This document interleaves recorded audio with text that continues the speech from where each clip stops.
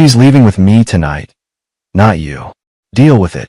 The arrogant stranger in my kitchen thought he'd won my wife. I just nodded and smiled. What he didn't know was that my late uncle left me more than just a building. He left me the keys to destroy anyone who crossed me. By morning, this cocky homewrecker would discover that some men don't get mad. They get even in ways that will haunt you forever. My name is Alexander Brooks. I'm 42 years old, and until 3 months ago, I thought I had it all figured out. 3 successful fast food franchises across town, a beautiful wife of 18 years, and my daughter Ashley starting her sophomore year at State. I'd built everything from scratch after getting out of the Army, working 16-hour days to give my family the life they deserved. That Thursday started like any other. I was reviewing quarterly reports at my kitchen table when Sandra walked in with someone I'd never seen before. Tall guy, probably around 40, wearing an expensive suit that screamed, "I've got money." He had that cocky smile guys where when they think they're about to win something big. "Alex," Sandra said, her voice unnaturally steady. "This is Blake Stevens." Blake stepped forward without offering his hand. Instead, he leaned against my kitchen doorframe like he owned the place, one ankle crossed over the other. The arrogance in his posture made my jaw tighten, but I kept my expression neutral. "She's leaving with me tonight, not you," Blake announced, his voice carrying that deliberate emphasis people use when they want to drive a knife deeper. "Deal with it." I just nodded. Sandra stood behind him, pretending to check her phone, but I caught her stealing glances at my face. They were both waiting for the explosion, the shouting match, maybe even hoping I'd take a swing at him. That's what weak men do when they're cornered. They let emotion override strategy. I set down my coffee mug carefully and met Blake's eyes. "Noted," I said simply. The silence stretched between us like a loaded spring. Blake's confident smirk faltered for just a second before he forced out a laugh. Sandra joined in, but her laugh sounded brittle, forced. They thought my calm meant defeat. They had no idea they'd just declared war on the wrong man. After they left, I sat in my kitchen for exactly 10 minutes, letting the reality sink in. Then I walked to my home office and opened the safe behind my Army commendation photos. Inside, wrapped in oilcloth, were the keys to my late uncle's building downtown, the place nobody knew I owned. Uncle Frank had left me more than just property when he passed 5 years ago. He'd left me an education in how the world really works. Time to put that education to use. Uncle Frank's building stood in the old warehouse district, squeezed between a tire shop and a place that sold restaurant equipment. No signs, no business hours posted, nothing to indicate what went on inside. That's exactly how Frank had wanted it. The key turned smoothly in the lock, like it had been waiting for me. Inside, the air was thick with dust and the smell of old paper. I flicked on the lights, and the fluorescent bulbs buzzed to life, casting harsh shadows across rows of filing cabinets that lined the walls. Frank had been what people politely called a problem solver back in the day. Companies came to him when they needed things handled quietly. Permits expedited, zoning issues resolved, competitors convinced to look elsewhere. He never broke the law, but he sure knew how to bend it until it almost snapped. When he died, he left me everything. The building, the files, and most importantly, the contacts. Knowledge is power, Alex, he used to tell me. But knowing when to use it, that's wisdom. I pulled open the first filing cabinet. Inside were manila folders organized by year, each one thick with documents, photographs, and handwritten notes in Frank's careful script. The names on the tabs read like a who's who of local business and politics. The second cabinet held more recent files. I ran my finger along the tabs until I found what I was looking for: Stevens Development Group, Blake's company. Inside the folder were building permits, zoning applications, and several photographs of Blake shaking hands with city councilmen at various social events. But it was the last document that made me smile. A complaint filed by the Better Business Bureau, alleging that Stevens Development had used substandard materials in a low-income housing project. The complaint had been mysteriously withdrawn 2 weeks later. I photographed every page with my phone, then moved to the third cabinet. This one was different.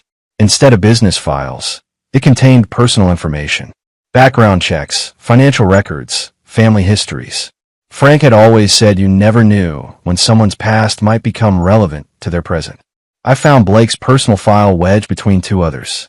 Inside were bank statements from 3 years ago, showing some interesting cash deposits that didn't match his reported income. There were also photos of him at a casino in Atlantic City, taken during a weekend when he was supposed to be at a business conference in Chicago. But the real treasure was at the bottom of the file. A police report from 15 years ago, when Blake was still married to his first wife. Domestic disturbance call. No charges filed, but the officer's notes were detailed. Blake had a temper, and alcohol made it worse. I spent the next 2 hours photographing everything, creating digital copies of Frank's analog wisdom. By the time I locked up and headed home, I had enough material to keep Blake busy for the rest of his natural life. Sandra thought she was trading up. She had no idea she was about to hitch her wagon to a man with more skeletons than a haunted house. The drive home gave me time to think about my next move. Frank always said the key to winning any fight was to control the battlefield. Blake had chosen to fight me on my home turf. Now it was time to show him what a mistake that was. I was at Harold Richardson's law office by 8:30 the next morning. Harold had been my attorney since I bought my first franchise, and more importantly, he'd been Uncle Frank's lawyer for 20 years before that. He understood how the game was really played. "Alex," Harold said, gesturing to the chair across from his mahogany desk. "You sounded urgent on the phone."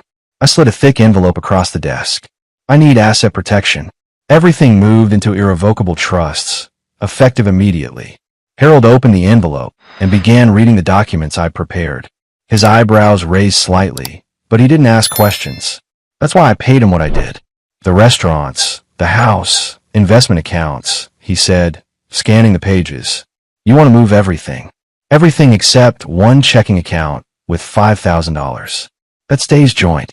This is comprehensive, Alex. Are you sure?" "Dead sure." Harold's fingers drummed once on his desk. "I can have the paperwork ready by this afternoon. But once these trusts are established, unwinding them would be extremely difficult." That's the point. While Harold worked on the legal documents, I drove to my flagship restaurant. The lunch rush was in full swing, and I watched my manager Carlos handle the controlled chaos with military precision. Good people, all of them. They deserved to know their jobs were secure, no matter what happened with Sandra. My phone buzzed with a text from Ashley. "Dad, Mom says she's staying at Aunt Kelly's for a while." "What's going on?" I typed back. "Nothing for you to worry about, sweetheart. Focus on your studies." But it was something to worry about. Ashley was 19, old enough to understand that her mother's visit to her sister's house wasn't temporary. She was also smart enough to help me if I needed it. Ashley had grown up digital, understanding social media and technology in ways that could be useful. Another text came in, this time from Sandra. "We need to talk about finances." I stared at the message for a long moment, then deleted it without responding. Let her sweat. By tonight, there wouldn't be any finances to discuss. Harold called at 4 p.m. "Everything's done. The trusts are established. Assets transferred. Legally speaking, you own nothing and everything simultaneously." "Perfect. Send copies to my accountant." "Alex," Harold's voice carried a warning. "Whatever you're planning, make sure it's legal." "Don't worry, Harold. I learned from the best." That evening, I sat in Uncle Frank's building, looking through more files. I'd found something interesting about Blake's business partner, a man named Tommy Sullivan. Turned out Tommy had some gambling debts that Blake had been helping him cover. Debts to people who didn't accept payment plans. I photographed those documents too. Insurance, in case Blake decided to get creative. My phone rang. Sandra's name appeared on the screen. I let it go to voicemail, then listened to her message. "Alex, my cards aren't working. There must be some mistake with the bank." There was no mistake. By morning, she discovered just how thorough my preparations had been. Sandra called 6 times before 9 a.m. I was having coffee in my downtown restaurant, watching the morning commuters rush past the windows when she finally reached me. "Alex." Her voice was sharp with panic. "My cards are all declined. The bank says there's a problem with our accounts." I said, taking another sip of coffee. "That's strange. Don't play games with me." "What did you do?" "I protected our assets. You should probably ask Blake to cover whatever you need." The silence on the other end stretched long enough for me to count 3 customers entering the restaurant. "This is childish," Sandra finally said. "No," I replied calmly. "This is strategic. Have a good day." I hung up and headed to the bank. Margaret Davis, Sandra's mother, was waiting for me in the parking lot. At 67, Maggie still carried herself like the Marine drill instructor's wife she'd been for 30 years.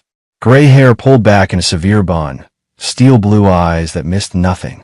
"Alexander," she said, falling into step beside me. "We need to talk." "Hello, Maggie. I figured you'd show up eventually." "Sandra called me crying about money troubles. Said you'd done something vindictive." I stopped walking. "Your daughter left me for another man, Maggie." "How exactly did you expect me to react?" Maggie studied my face with those sharp eyes.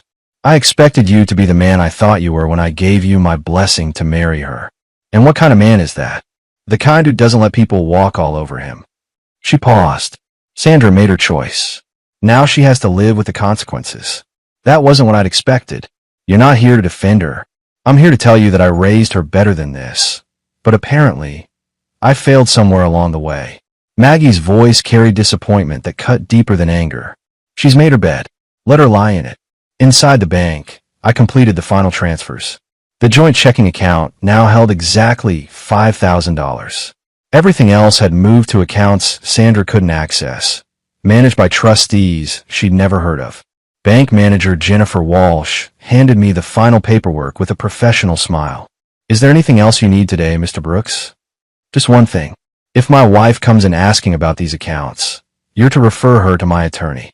"Of course." Back at my office, I found Ashley waiting in the parking lot. My daughter looked older than her 19 years, stress aging her features in a way that made my chest tighten. "Dad," she said, "I know what Mom did." "Ashley, I saw Blake's social media posts. Him and Mom at restaurants, holding hands. It's all over his Instagram." Ashley's voice carried anger that reminded me of her grandmother. "How long has this been going on?" "Does it matter?" "It matters to me. She's been lying to both of us." I pulled out my phone and showed her Tony Blackwood's business card. "If you want to help me make sure the truth comes out, call this number. Tell him you're my daughter and that you have information about social media evidence." Ashley took the card, her eyes brightening with purpose. "What kind of information?" "The kind that shows Blake Stevens isn't the successful businessman he pretends to be."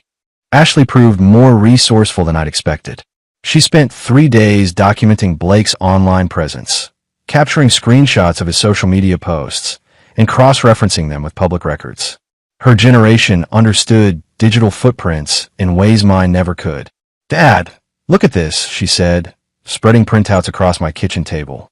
Blake posted these photos from a weekend in Vegas, but according to his business filings, he was supposed to be at a construction conference in Denver.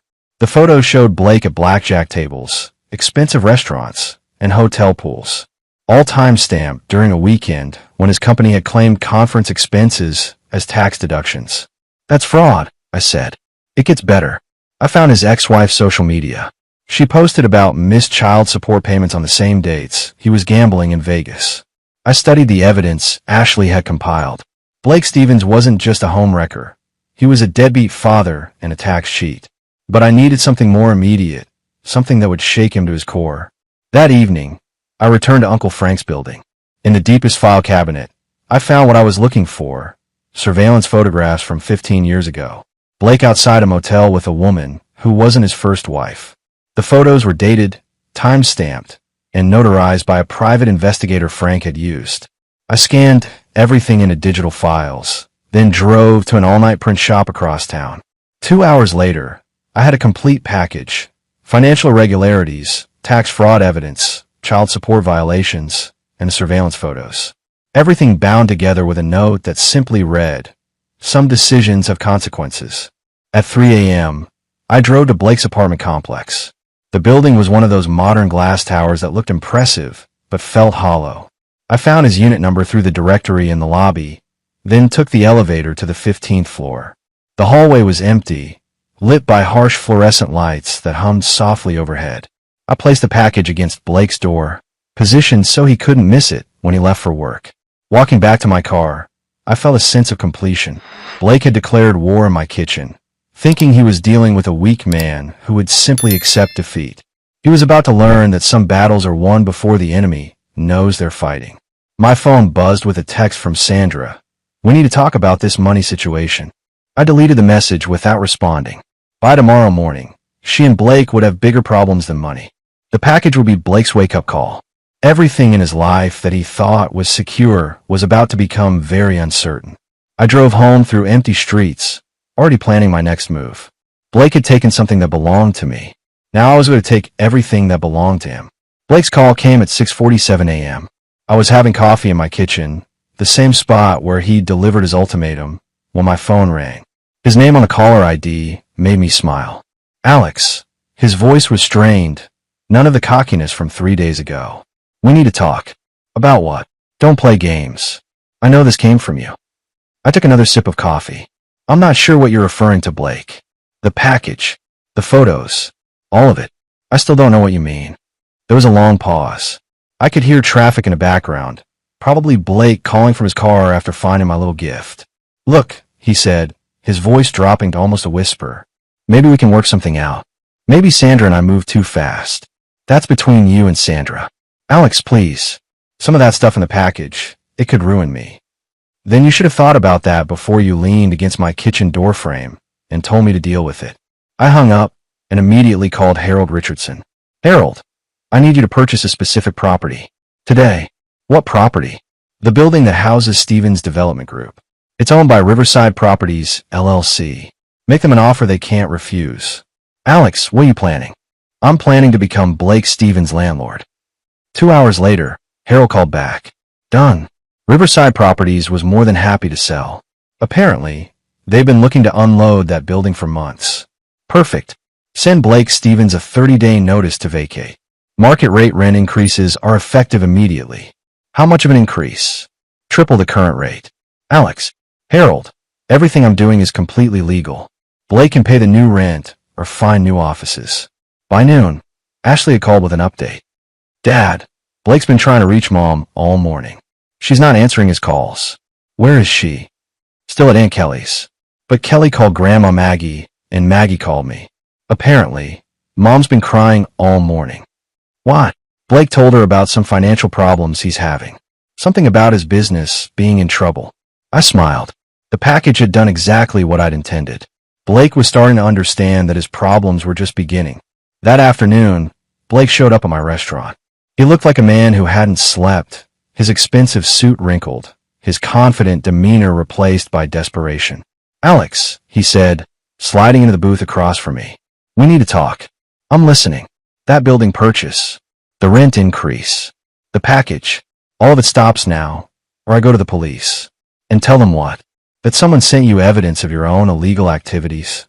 Blake's face went white as the implications hit him. He'd come to threaten me, but now he realized he was the one with everything to lose. What do you want? He asked finally. I leaned back in my seat. I want you to disappear.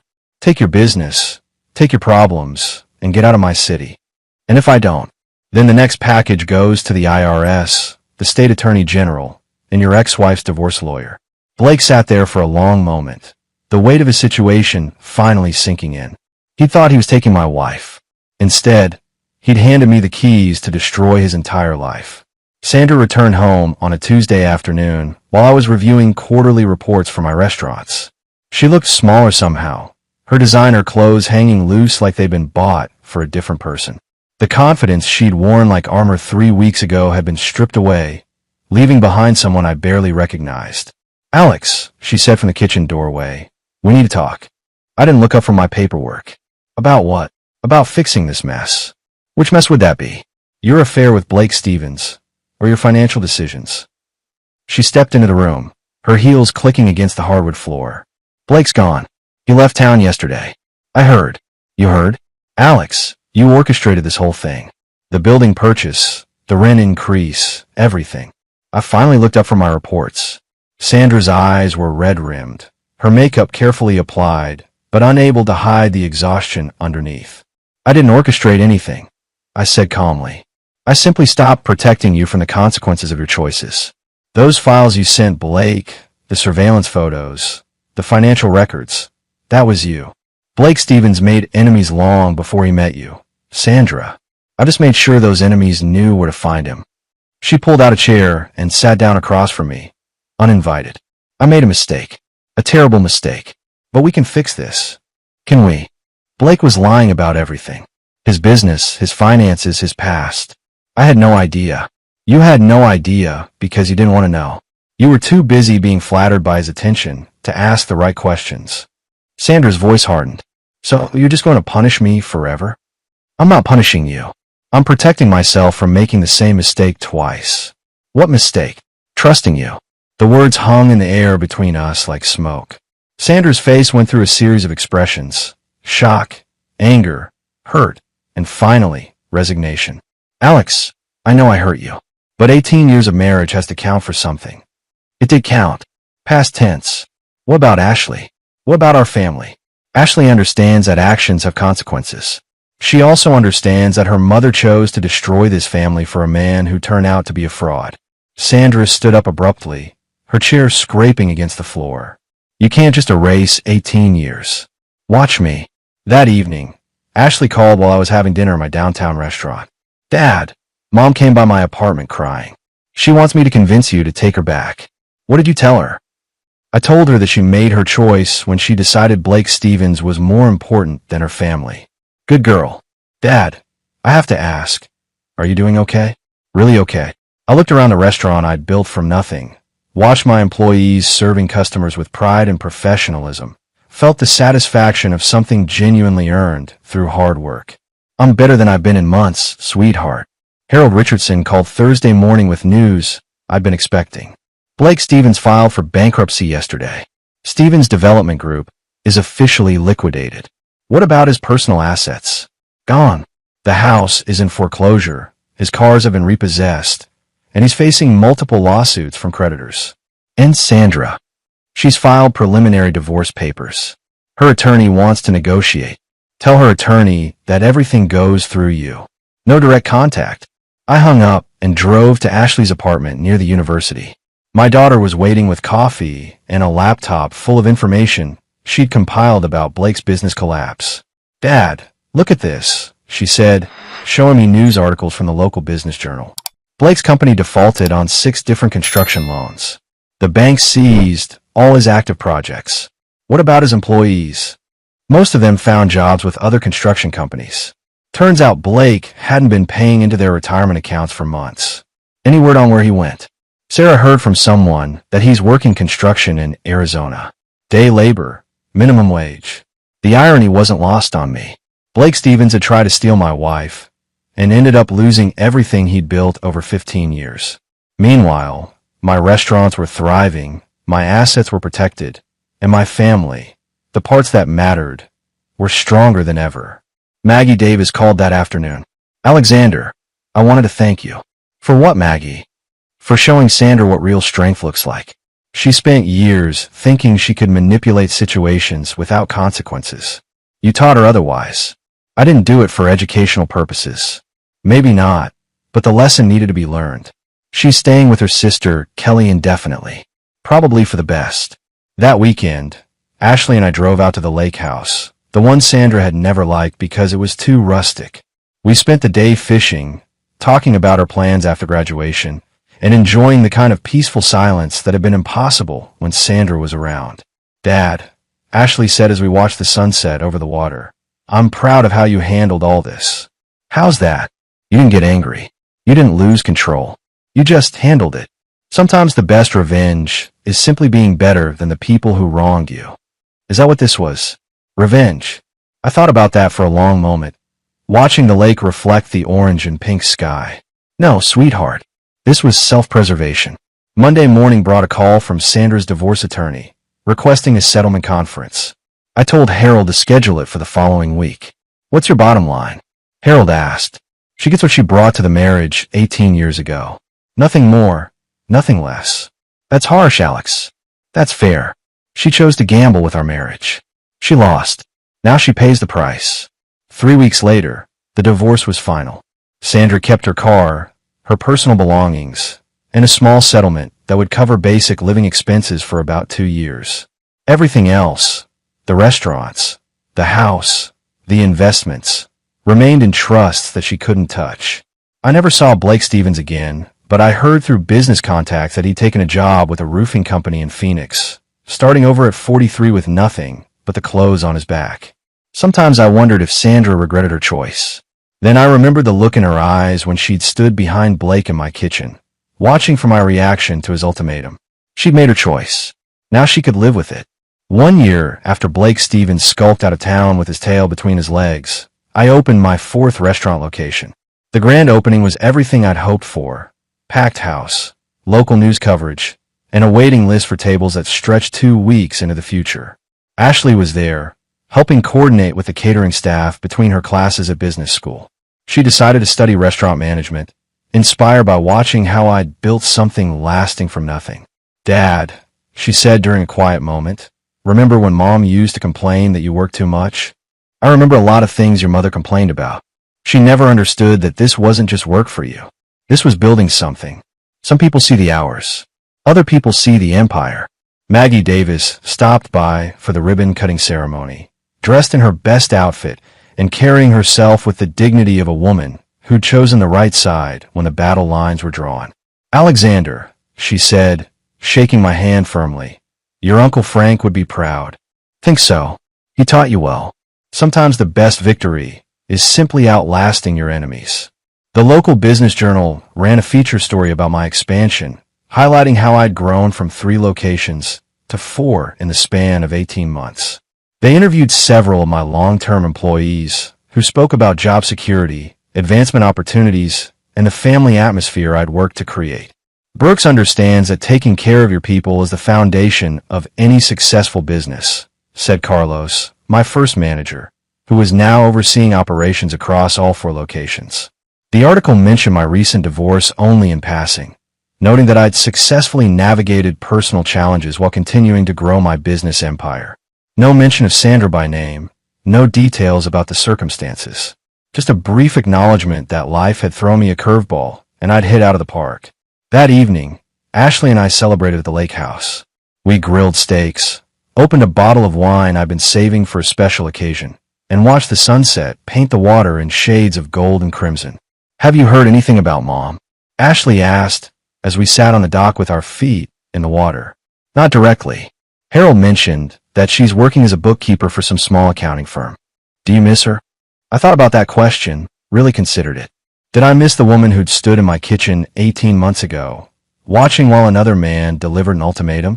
Or did I miss the memory of who she used to be before ambition and dissatisfaction turned her into someone I didn't recognize?